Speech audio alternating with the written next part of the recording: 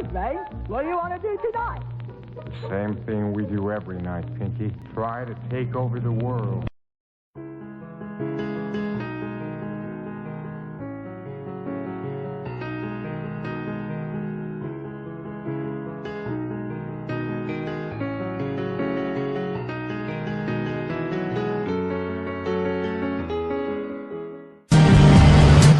I first met him in the early 80s, in a Chinatown of urban Java. He didn't want his real name or address revealed, so we called him DJ for Dynamo Jack. He was only a healer, he said, but he did direct a powerful energy generated from his own body into his patients. Sometimes he used the needles, sometimes just his hands. He called the energy Qi, and it was so strong that he usually needed a grounder to hold his patients' feet. For years we followed him around Java on his healing rounds, pleading to be allowed to film him, but he always refused, saying his powers resulted from a type of meditation with an ancient tradition of secrecy. It was only when my brother Lorne was suffering from a serious eye infection that he finally allowed us to film him in 1987. It was nothing like any acupuncture I'd ever had. I was getting really powerful electric shocks and couldn't control my movements at all. Yin yang, positive and negative, you know. And my positive from here and my negative from here. And we meet together, this can get like electricity. And is this because you're special? You have a special sort of It's meditation every day. It's meditation that does it? Meditation every day. Like you can touch me, like this. It's nothing, okay? It's my burn. Just like this. For our sound recordist, it was also a shocker.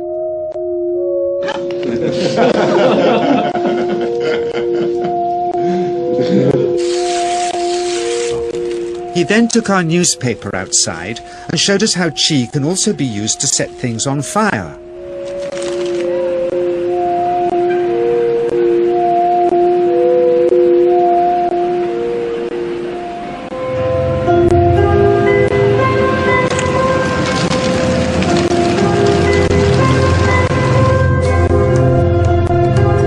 When he heard we'd shown this footage in public, he was very upset and refused all our future efforts to contact him again. As the years passed, we sadly resigned ourselves to never seeing him again. My brother Lorne never did, for by 1997 he was already dead, when I again found myself with DJ, now treating me for an eye problem. But it wasn't this that brought me back. He had tracked me down out of the blue and invited me to tell me a story. He had just returned from 2 years on a deep meditational journey, alone in the heart of Borneo. Amongst his revelations, he had seen, he said, how history was moving on into great change, and the old wisdom was vanishing. So he'd called me back to film just enough of him to remind us that we all have undreamed of powers sleeping within us, and that there's nothing special about him except for his training in waking them. Grounding this patient, my cameraman Joe is having to use all his weight to keep contact. Qi is pushing him away.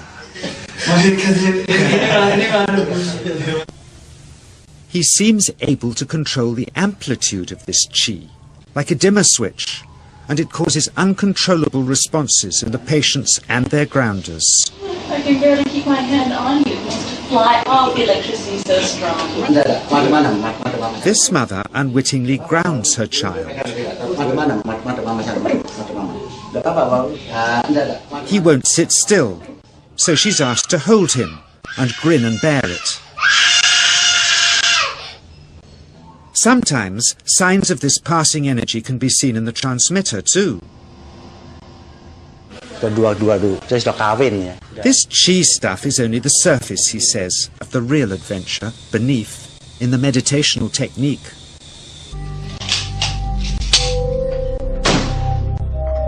projecting chi from the palm of the hand can also be used to resist rifle pellets, he says.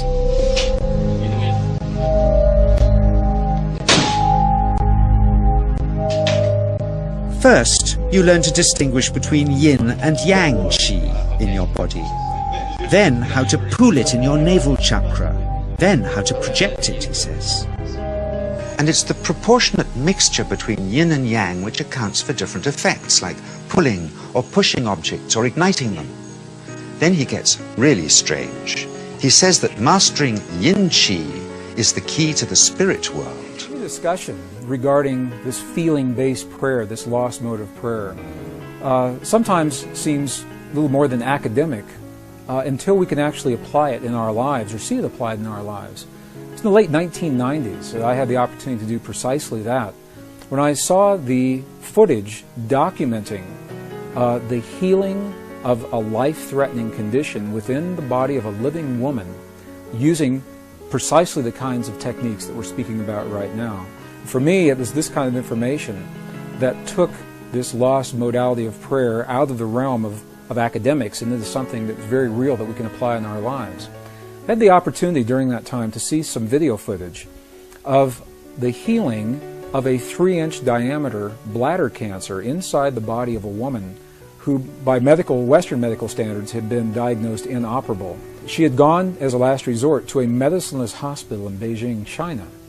It was in this medicineless hospital where they began simply by addressing the life-affirming ways that she could change how she was living her life. They taught her life-affirming ways to breathe and life-affirming ways to nourish her body, gentle movements to stimulate the energy centers in her body. And as she was doing these and strengthening her body, at one point it made sense to undergo a process. Now I'd like to share this, I'd like to describe it to you as a very potent example of how the feeling world inside of our bodies has a direct effect, in this case a very graphic effect, on the world beyond our bodies. So in the video documentation, the film shows a woman lying on in a hospital room. She's fully awake, she's fully conscious, she believes in the process that's about to happen. Before her, there is an ultrasound technician who is running an ultrasound wand over her lower abdomen that we can see on a split-screen television. And on the left-hand side of the screen, they do a snapshot, a freeze frame of an instant in time for reference, so we can see what her condition looked like in that instant in time. On the right-hand side of the screen, we are able to watch real time as 3 practitioners stand behind her, working with the energy in her body and with the feelings in their bodies. And what they do is they began to chant a word that to them they've agreed upon, that reinforces the feeling within them that she's already healed. The chant essentially says, already healed, already done. And as they begin to have this feeling and to say these words among themselves, on the computer screen, on the television screen, we can watch in real time this cancerous tumor as it disappears in less than 3 minutes real time. It's not like time-lapse on a documentary where you see a rose unfold in 30 seconds in something that normally takes days. This literally happens in less than 3 minutes. Her body responded to the feelings of the practitioners who were trained to have the kinds of feelings that they were having. And all they were feeling was the feeling of what it feels like to be in the presence of a woman who is already healed, fully enabled, fully capacitated. They were not seeing her as a woman who was sick, and they weren't saying, bad cancer, you've got to go away.